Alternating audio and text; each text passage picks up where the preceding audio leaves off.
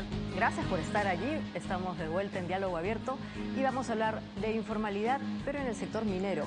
¿Qué pasó en Arequipa con estas lamentables muertes?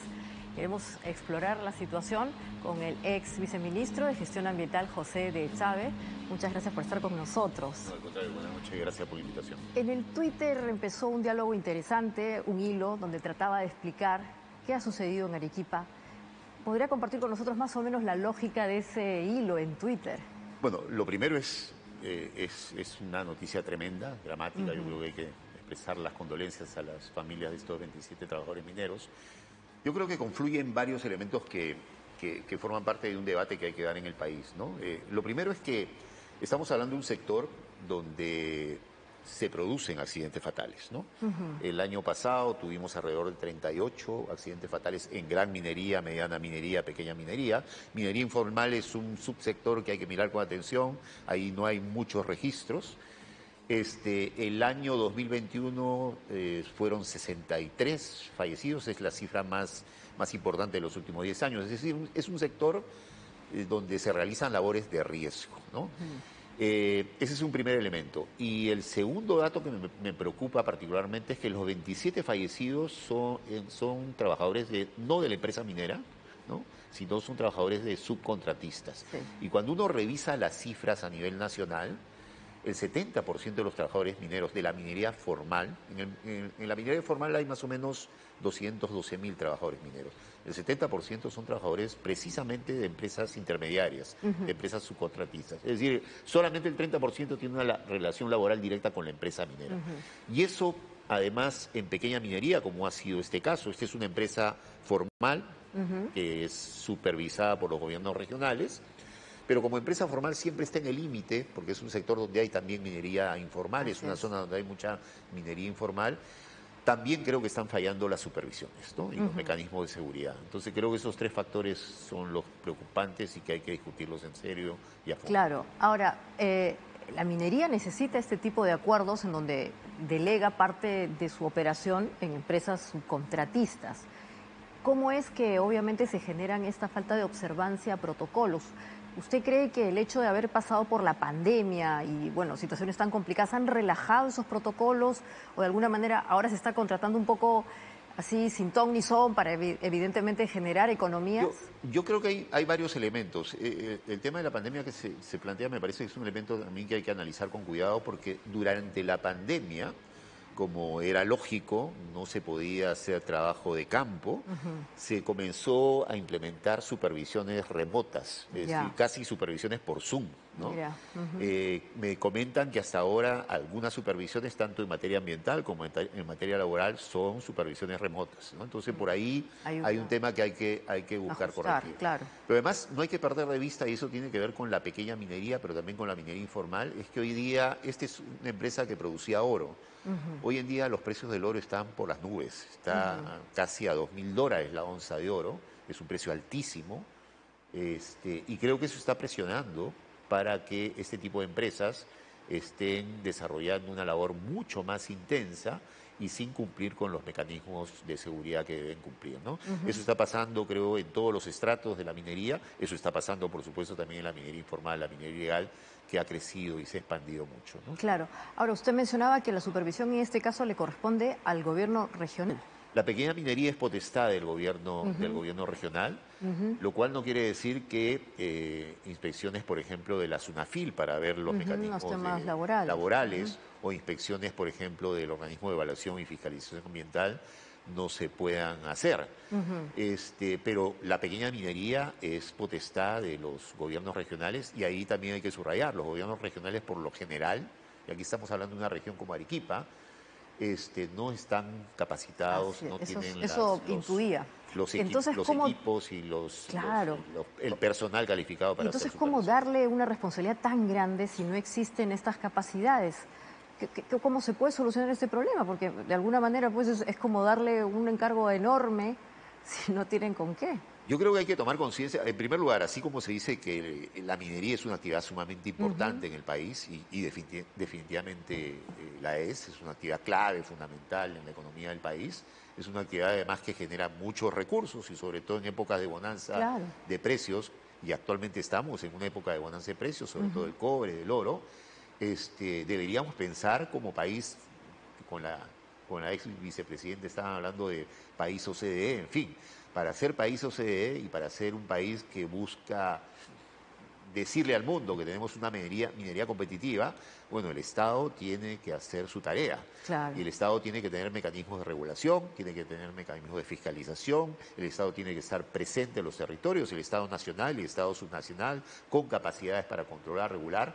Y ahí siempre se abre una discusión y una tensión con el empresariado minero porque, claro, bajo el argumento que en el Perú existen muchos trámites, la permisología, la tramitología, muchas veces ese argumento termina relajando las normas de supervisión, termina golpeando a los organismos reguladores y termina bajando estándares sociales y ambientales. Lo que tenemos que hacer es más bien tratar que en el país tengamos los estándares sociales y ambientales que las empresas a nivel global están acostumbradas a cumplir. Ese también es un camino que tenemos que recorrer para llegar a ser país de la OCDE, ¿no? Seguro, pero cuando se habla de la permisología o la tramitología, generalmente se habla de todos estos procesos que de alguna manera permiten empezar una operación. Pero otra cosa es ver justamente los procedimientos que hay que contemplar para actuar de acuerdo a estándares. Y resulta que la minería es una de las actividades más reguladas globalmente. Entonces, ¿cómo ahí ese comentario no lo termino de entender? Porque en verdad, en efecto, operar a veces tiene mucho papeleo, pero responder a estándares es como que eso es parte del, como sería del negocio, ¿no? El business as usual de la minería. Sería lo ideal, ¿no es cierto? Pero cuando, a ver, sí, yo creo que hay que diferenciar entre las etapas previas para poner en marcha una operación minera, y ahí habría que ver cuán rigurosos son esos procedimientos y qué es lo que se podría aligerar.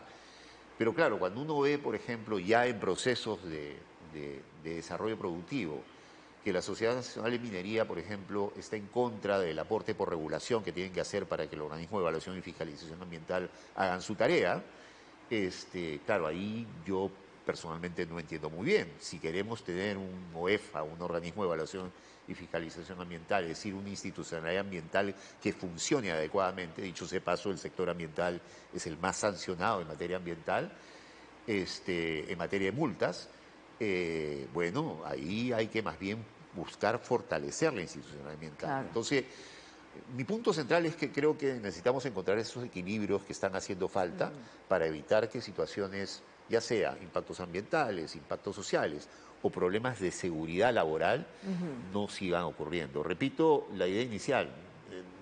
Accidentes fatales no es ninguna novedad en el sector minero. Es un sector de mucho riesgo. Lamentablemente tenemos todos los años accidentes fatales. Evidentemente, 27 fallecidos en un solo día es una cifra terrible, dramática, pero creo que es una evidencia clara que todavía necesitamos hacer esfuerzos como país para encontrar esos equilibrios y que la minería responda a los mejores estándares sociales y ambientales a nivel global, ¿no? ¿Y a usted le parece que, por ejemplo, ya que hemos hablado de la ex vicepresidenta, que un camino a la OCDE podría obligar a que un sector que es evidentemente muy competitivo como el minero empiece a observar este tipo de comentarios o procedimientos en donde se mejore la fiscalización, pero eventualmente también se trata de hacer un empalme, ¿no?, entre los protocolos y eventualmente los temas laborales, los temas vinculados a seguridad, porque ya hay protocolos, ¿no? No, o sea, sin duda, sin duda. La experiencia de los países de América Latina y los países además con actividad minera importante, como es el caso de Chile, por ejemplo,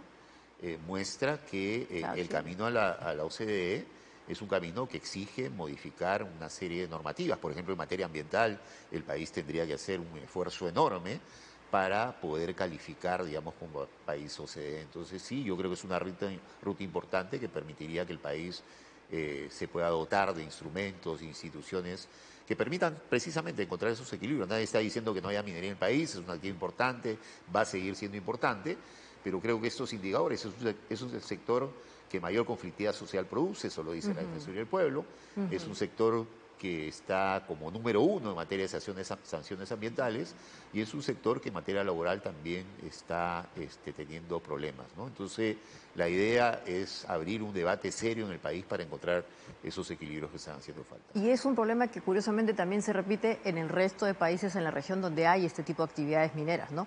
En Chile hay problemas, en Colombia también hay problemas, pero por eso decía, habrá que buscar una fórmula que ayude más o menos a relajar los conflictos en base a protocolos que ya están establecidos. Que ya están establecidos, que funcionan, además que muchas de las empresas que están trabajando en el Perú están acostumbradas a cumplir. Evidentemente hay que diferenciar gran minería, mediana minería, pequeña minería. Tenemos un enorme problema con la minería informal.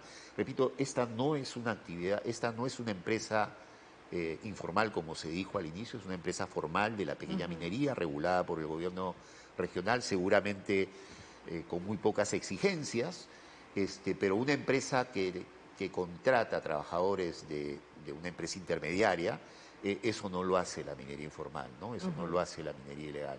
Probablemente, como hemos dicho, este asunto de la vuelta a la normalidad todavía no terminó de ajustarse, ¿no? O sea, por ejemplo, si hay fiscalizaciones que se hacen por Zoom, eso sí es una cosa muy particular. Sí, y además también hay que reconocer que el límite entre la pequeña minería y la minería informal es una línea muy porosa. Sí, ¿no? Y además estamos hablando de una provincia con estudios en Arequipa. En Arequipa hay en Arequipa hay gran minería, como es el caso de Cerro Verde, mediana minería, pero también hay pequeña minería y una actividad minería informal muy intensa en Carabalí, Conde Estudios y muchas de las provincias arequipeñas. Perfecto. Para ir cerrando, el tema del litio, ¿qué le parece? Lo que está pasando en Chile, lo que podría pasar en la región, brevemente. Bueno, está pasando en Chile, está pasando en México, está pasando en Bolivia, es un debate que está abierto.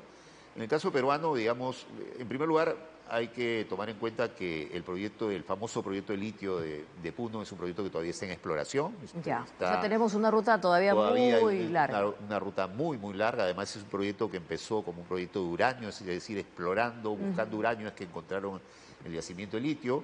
Ahí hay una discusión sobre si en el Perú tenemos, digamos, legislación, marco legal para explotar minerales radioactivos, como es el caso de uranio. Entonces, ahí geológicamente hay toda una discusión, un debate. Pero evidentemente se ha abierto en nuestro caso y sobre todo en la región de Puno, cómo el litio se puede vincular con las aspiraciones a tener un crecimiento y un beneficio económico mayor. Es una discusión abierta en el marco de una región que está discutiendo qué hacer con los recursos mineros. En Chile hemos visto las decisiones que ha tomado el gobierno chileno alrededor del litio. Que ahora están reculando, ¿no? No se sabe más bien qué va a pasar. Ahora, ellos tienen una extraordinaria experiencia de una minería estatal como es Codelco, que es una de las mineras más poderosas a nivel mundial en la producción de cobre. Es decir, no todo emprendimiento estatal necesariamente tiene que ser malo, ¿no? Eso pasa en la minería, eso pasa en los hidrocarburos, pero creo que hay que discutir seriamente cómo encontrar nuevamente esos equilibrios que están haciendo falta, ¿no? Muchísimas gracias por este diálogo abierto. En verdad nos parece importante lo que ha destacado. Si se relajaron algunos criterios durante la pandemia, es momento de ajustarlos. Ya estamos en la normalidad. Definitivamente. Así que prontamente debe pasar eso. Muchas gracias otra vez. No, gracias. Y bueno, otra vez hablaremos más del litio en este diálogo abierto.